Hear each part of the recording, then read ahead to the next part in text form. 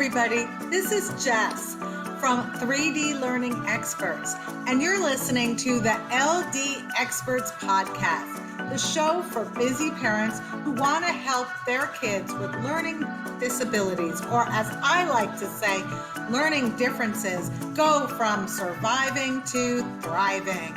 Hello, everyone. Today we are with Brodi Cole, who is a world schooler, and she has a YouTube channel. So we'll talk about that. We'll talk about what world schooling is and whatever else comes up. So thanks for joining today, Brodi. Absolutely. My pleasure. So let's start off with, how long have you been world schooling? Well, we have been world schooling full-time since June of 2019. So we recently just celebrated our 4-year travelversary. Wow. Yeah. And so can you tell everyone what your definition of world schooling is? Yeah, absolutely. So for my family, world schooling is essentially educating through travel. Some people consider world schooling like you could do it on a part-time basis, like you could world school on vacation. But to me, that's not really the same thing, because you really have, in order to world school successfully, you really have to go through the family transition from traditional school to actual global education. It's a totally different mindset. It's a totally different philosophy. And we needed a couple of months to deschool, a lot like homeschooling, and really find our rhythm. And I just don't see how you can do it successfully in a 1-week vacation. So we consider world schooling to be a full-time or 50% of the year type of, you're in a home base, 50% of the year you're traveling, so that you really have that time to find your pattern, or, to find what works for you. So let's talk about deschooling. I would love to have you share your definition of what deschooling is. Sure. So deschooling is basically letting go of everything you think of as schooling. You have to basically just abandon school entirely for as long as necessary to find a new rhythm. So when we left to travel, my son had just finished his first grade year in a traditional school in Chicago. So he went through kindergarten and first grade.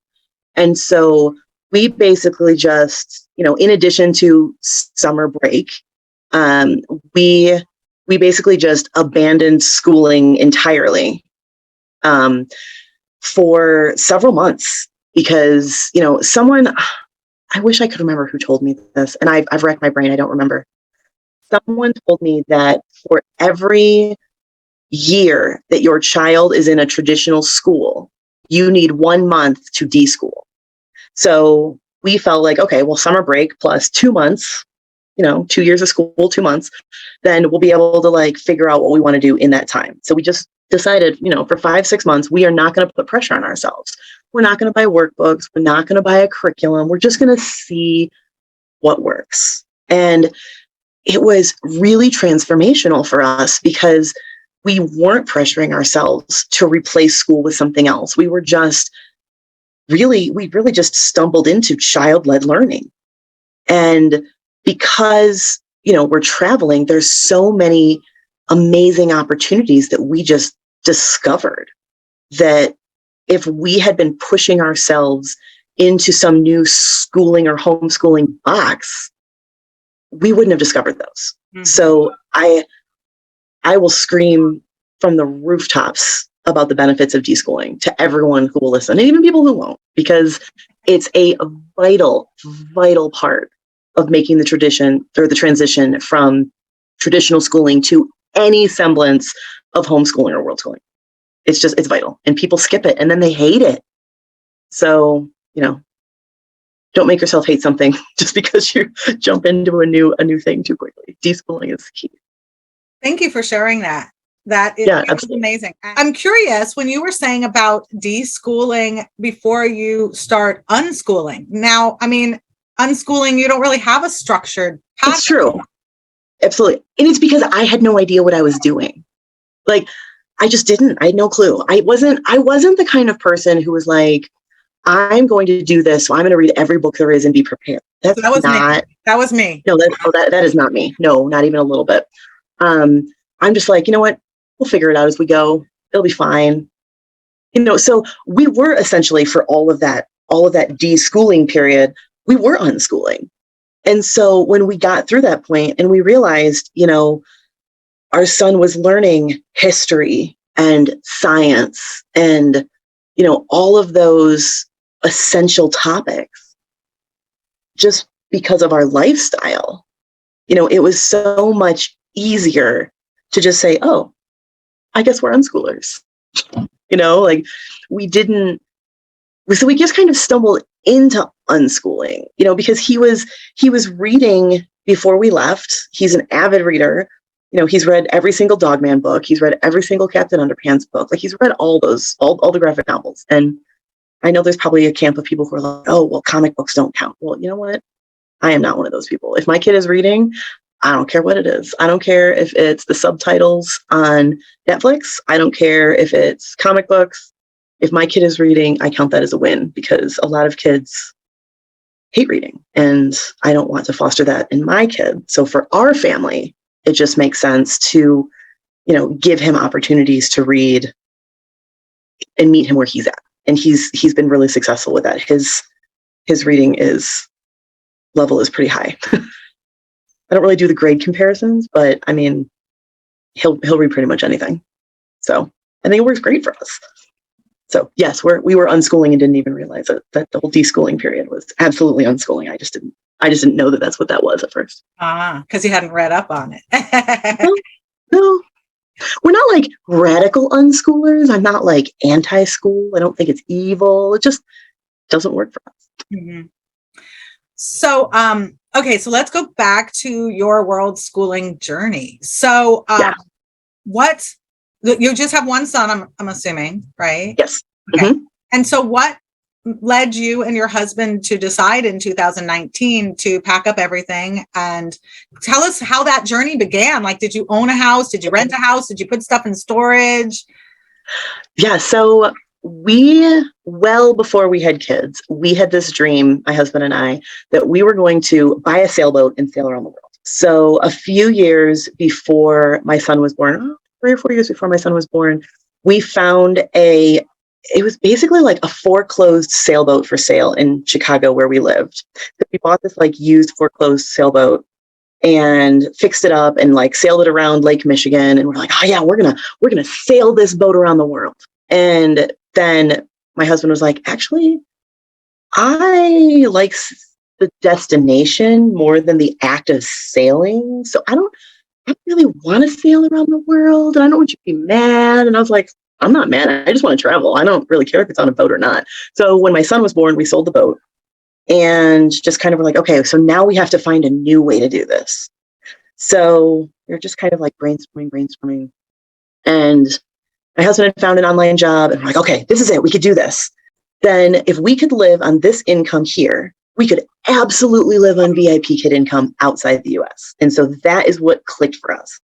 So I found a new job, and, my thought was, I'll work there for a year and then that'll be our time to like prepare and exit and whatever. So we got to spring of 2019 and we were interviewing property managers, trying to figure out, what we were going to do. But the housing market was so hot, and the property manager thing, just the numbers weren't adding up for us for what we wanted. So we talked to a realtor, and, she basically was like, well, you could sell your place and you could, she's like, I guarantee I could sell your house. Well, we had a pre-market open house for our house, and we had 5 offers before it even hit the market. We went from selling our house we went from that pre-market open house to closing in 4.5 weeks, 5 weeks. I mean, it was, I was not planning on it. Like, I wasn't ready to quit my job. I don't. To this day, I still cannot believe that we managed to completely downsize a 3-floor building and get out of there. And we didn't have anywhere to go. We didn't have any plans. So we ended up house sitting our way across the US for 3 months. For how many months did you say? 3 months. So July, August, September, we house sat all around the Eastern US and went and visited family and had a grand old time. And it was fabulous. So then, yeah, like it happened faster than what we wanted once the ball started rolling. We had been planning and planning and planning for years, probably like, I don't know, 6 or 7 years. We'd been like, oh yeah, it's going to happen. And then that final year, when we finally said, we are going to make this happen, and we were committed to it, everything came together and way faster than we expected. And so, we went from not having any clue what we were going to do because we had this, building to get rid of, to having no building and no idea what we were going to do. It was amazing. And like I said, I'm like the queen of not planning at this point. So it just worked out for us. And I'm really, really grateful that it worked out that way, because we got to work out some kinks domestically with Worldschooling that we probably wouldn't have been able to do if things had fallen on our timeline, if that makes sense. We figured out, what do we like? What do we not like? What do we need? What don't we need? We packed all this stuff like, oh yeah, we need these things. We didn't need those things. You need a lot less than you think you need to travel on a full-time basis. So what did you do with all your stuff? Is it in storage, or did you get rid of it all? We got rid of almost all of it. There are a few tubs of things at my dad's house in his basement. So we have before we started traveling full-time, we had like we would buy art every country we went to. So I have a collection of really amazing international art. We put that in storage. Some clothes we had put in storage, like our really good winter gear, our Columbia parkas and our UGG boots. You're like, I don't want to get rid of that stuff, because if we go someplace really cold, it would cost hundreds of dollars to replace it versus, coming back and getting it. So I actually went back to my dad's last year, picked up all of our winter gear and brought it back, because we're heading into South American winter right now. And we're going to be going skiing in Argentina this summer. Or this North American summer, we're going skiing during South American winter in Argentina. So we're really glad we kept those things. But for the most part, we got rid of everything: furniture, almost all of our clothes, shoes, toys. Most of it was gone. We probably have maybe 6 tubs total in my dad's basement. And next time we go back to the US, we're going to purge those. And I'm hoping to pare that down to maybe half of what it is. Okay. So are you working now, or just your husband does VIP Kids? Actually, we have completely changed. So VIP Kid went through a major, gosh, I don't even know how to explain this. So China changed their regulations in 2021, and VIP Kid, they didn't go under, but they lost 90+% of their business, because they were no longer allowed to have foreign teachers teaching in China. If they were outside of China, they could the only foreigners allowed to teach in China are those living in China. For our purposes, VIP Kid went under because we lost everything. So I decided to start focusing on my travel blog more than just a hobby, and really figure out how to monetize it. So I spent the last 2 years doing that. My husband kept some of his VIP Kid students as private students. So he still works as a private tutor, and he launched a website for private tutors to put their curriculum that they're creating for their private students, and to basically rent it out Netflix style. So if you have, curriculum that you use for teaching math, you could put that curriculum on his website, the tutor resource, and other people can rent it and subscribe to it and use it with their students. So any online teaching materials that you're using, you can make money off of passively. So, that was a really big thing, because all these ESL teachers were going private 2 years ago and had nowhere to go to find curriculum. So, so that took off pretty well, especially for ESL. And now it's kind of branching out into other avenues too. So we went from being, online ESL teachers companies to being entrepreneurs in about 6 weeks. Everything changed so fast this time 2 years ago. And, now, I'm making more from my travel blog than he is as an online tutor. Wow. So it's really, really taken off in the last 2 years. So we're doing it. it's funny, like we had this horrible panic 2 years ago and now we're doing better than ever. So entrepreneurship for the win. Yeah, that's awesome. Well, I'd Yeah. love to learn how you've made a name for yourself with your online travel blog. I don't know if you want to share that here. Yeah. So, I mean, basically search engine optimization. I learned SEO and I basically grew my travel blog from maybe 50 visitors a month, probably my friends and family, thanks, Dad. Probably read all my posts a couple of times to, I mean, right now where I'm approaching 60,000 visitors a month. Wow. So, I have some ads on my platform, on my website, which I think pretty much every website has those these days. And I also make affiliate commissions from hotels, tours, et cetera, that I recommend. And it's at no extra cost to my readers. They're not paying more by clicking my affiliate links, but I do earn a commission when people decide, so we spent 6 weeks in Antigua, Guatemala last year. And so I wrote a post about all of the best coffee tours in Antigua, Guatemala, because I spent so much time there. I know which coffee tours are the best ones. I didn't do all of the tours, but I did it, or I know somebody who did it, or, whatnot. So I pulled all the best tours together. So if you're a family and you want to go on a coffee tour that is kid friendly, I covered, so, and then if you click one of those links and book it, I make a couple of bucks and you get to have a great time with a really great tour guide. So it's a win-win. Yeah. So, all of that has really come together for us. And I've taken what I've learned about SEO and I'm applying it to my husband's site. So now he's, in addition to, renting curriculum, he also is getting a lot of traffic to the blog that I'm writing for him. And we're really building that up as a second revenue stream for us. That's awesome. So, yeah. And okay, so now that you've told us basically how you support yourselves, let's talk about what you do during the day when you're not working. We go out and have fun. It's funny because I spend so much more time on family adventures than I ever did living a traditional lifestyle with both my husband and I working and all that. So, we just got to Arequipa, which is in southern Peru. And, before that, we went to something called Colca Canyon, which is just north of Arequipa. And we got to go see wild condors flying right outside our hotel room. Before that, we were in Puno, Peru, and we got to go see the floating lakes, or floating islands of Lake Titicaca. These people literally live on islands that they have made out of reeds in the lake. They live on these floating islands.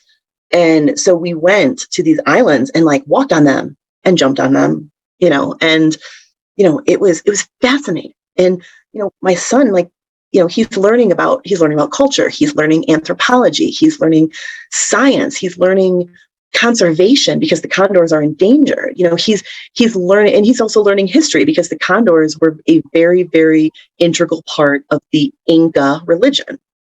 So the Incas are the people who built Machu Picchu, and their culture has permeated, most of Peru. So what I was saying is learning all of those things has really been a vital part of my family's unschooling experience because, if we had been living a traditional lifestyle, we would never have had time to deep dive the way we have into the way Inca culture has permeated modern Southern Peruvian society. It's been really fascinating. Just being able to spend all that time as a family going into all of that together. It's been really fun. And how long do you usually stay in one place? It depends. We spend 1 month in Cusco, Peru. We spent a week in Puno, and we're only in Arequipa for 5 days. I would love to have stayed in Arequipa longer, but we're only here on a tourist visa, so we can only stay for 90 days. In Peru. Yeah. So we are heading to Chile, the country, next week. And so when you go from place to place, how much luggage are you carrying? Well, because we're driving. We bought a car in December of 2021 in Las Vegas, Nevada. And because we were back in the US for the holidays. And we bought a car and we basically have been driving it south ever since. So we spent 2022 in Mexico and Central America. And now we are driving around South America for this year and probably a quarter to half of next year. And then I'm not sure what we're going to do. Oh, wow. So you just drive through the Yeah. world. Yeah. And So we're so basically just driving the Americas. the Panama Canal, did you put your car on a boat and just go Yep. across that way? We shipped the car from the city in Panama to Cartagena, Colombia. That took about a week. And then we flew from Panama City to Colombia to meet the car. Okay. So Yeah. you take whatever you can fit inside your car? Yes. And we're traveling with more now because we have the space in the car. Like we have a bin of like kitchen supplies. Like we travel with our own frying pan. We travel with um we travel with a French press coffee pot. I've got stuff like that. Like I wouldn't travel with a frying pan if I wasn't driving. If I was flying like we used to. And then when we start flying again, I will get rid of a lot of that stuff. So we'll be down to a small roller and a personal item a piece. That's what we traveled with before, and we'll scale back to that again because more is not better. So do you feel safe driving through South America and Mexico and Yeah. So there's parts of Mexico that you like any major US city, there's parts of Mexico you want to avoid, right? Like if you go to New York City, you're not going to go to every neighborhood in New York City. If you go to Chicago, you're not going to go to every neighborhood in Chicago. So just like any major US city, there's parts of Mexico we didn't go to. But I mean, for the most part, I didn't feel unsafe in Mexico. I actually tend to feel less safe when we're back in the US just because the headlines about the US outside the US make it seem like it's absolutely terrifying. But no, I mean, like people are like, oh, Colombia, it's so scary. I'm like, it's actually amazing. It's one of the friendliest places we've ever been. And I would recommend it to any family to go, even just on a vacation. It's wonderful. So we've definitely developed a different perspective on, a lot of things just from being exposed to all these different places and cultures. It's been interesting. That's one of the benefits of world schooling. that's awesome. Yeah. So what about socialization? People always ask about socialization for homeschoolers anyway, and then you're continually going everywhere with one child. What Yes. do you say to that?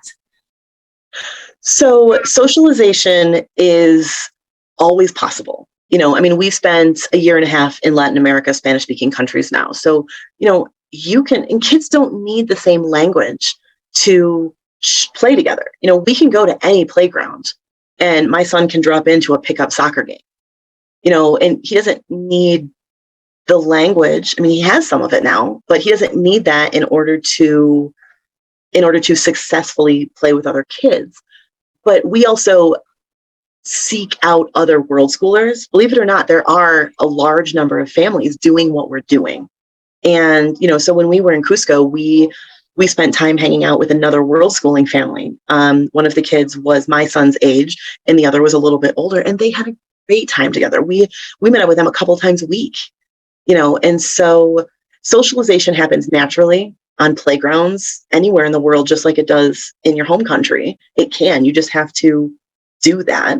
But you can also seek out other expats, other foreigners, other world schoolers, and get together with them. I tend to join Facebook groups before we get to a country or a place that we're going to be staying in for a while. And I'll say, are there any homeschooling groups here? Because homeschoolers are always more flexible than traditional schoolers. If somebody's in traditional school, they only want to meet up on Saturday morning if it doesn't clash with, ballet lessons. And that doesn't work for us. We want somebody who wants to hang out on Wednesday afternoon or Thursday morning. We want different things. So finding homeschool groups through social media has really helped us get to know people. But we also just hang out with whoever we hang out with. When we were in Colca Canyon for one night a couple days ago, we met another family who they're traveling for the summer. They're traditional schoolers, but they travel every summer. And they're actually going to be coming down to Arequipa, where we are now, tomorrow, and we're meeting up with them again. So, because they have one child, the same like us, and our kids really hit it off. So we're going to meet up with them again. And then when we go back to the U.S. next year to visit family, they invited us to come see them. It's really organic, and it's a lot easier than people expect. Mm-hmm. So, yeah, it's really fun. Awesome. Yeah. So if someone is thinking of doing what you do, picking up, dropping everything and picking up and moving, what advice do you give them and how do they get started? The first thing to get started is figure out money, because the last thing you want to do is quit a job, whether you hate it or not, with no income source options outside of it. You will not figure it out later. But if you do, it's going to be at the it's going to be really stressful. Believe me, I've done this. We had an income source and we completely lost it almost overnight, and I had to completely recreate our lives. And it was really stressful. So figure out the money situation first. Have at least 2 revenue streams coming in, whether you're a single parent with 2 revenue streams or a double income family with 2 revenue streams. Having that online income in some way, whether you're an entrepreneur or you're working as an employee, you have to figure out the money first. It has to come first. Everything else can come later. Because you can sell everything you own in 2 weeks or less if you have to. You would not believe how quickly you can get rid of things once you figure out the job portion. That your favorite knife, you don't really need it. And if you do really need it, it'll fit in your bag and you can take it with you. Except I actually travel with a set of 3 Cuisinart knives. I just make sure that I check it. That just goes in our check bag. Got it.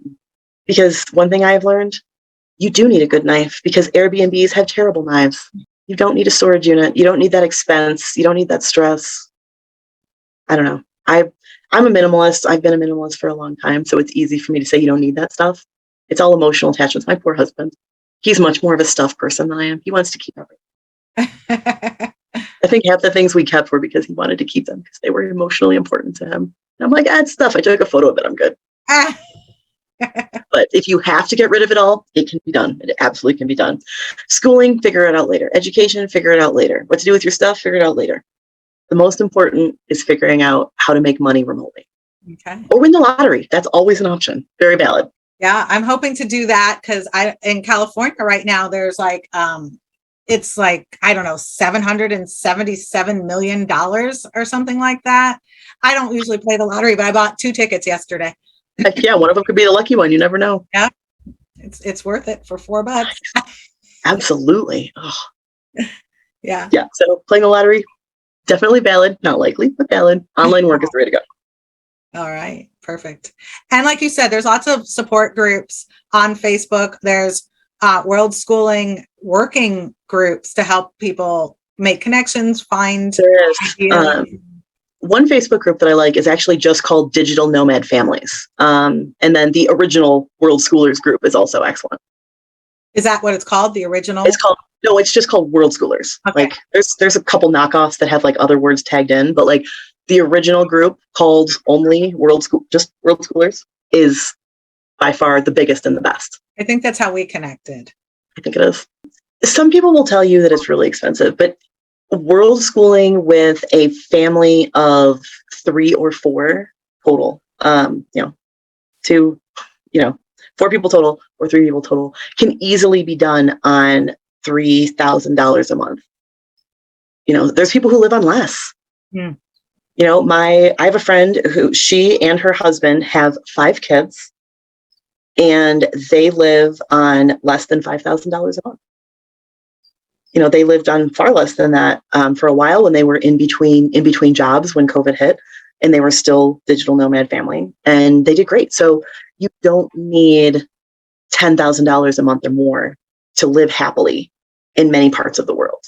I mean, if you want to live in Western Europe, yes, you do. But if you're going to Eastern Europe, Southeast Asia, Latin America, you can live very happily on a much smaller budget and do really fun things. Thank you so much, Brodi. I appreciate my pleasure. Time out of your traveling to talk with us. Yeah, no problem. Thank you for having me.